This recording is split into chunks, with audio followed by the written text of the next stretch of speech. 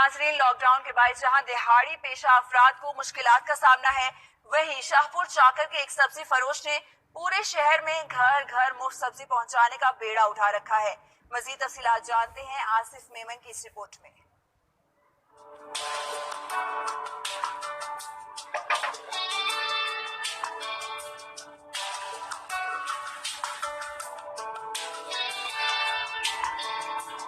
सब्जी फरोश ने खिदमत खल्क की आला मिसाल कायम कर दी। शाहपुर चाकर के फरीद शाह ने लॉकडाउन से मुतासरा अफराद के घरों में मुफ्त सब्जी पहुंचाने का बेड़ा उठा लिया। अपने 5 ठेलों पर सब्जी लाद कर रोजाना घर घर पहुंचाता है।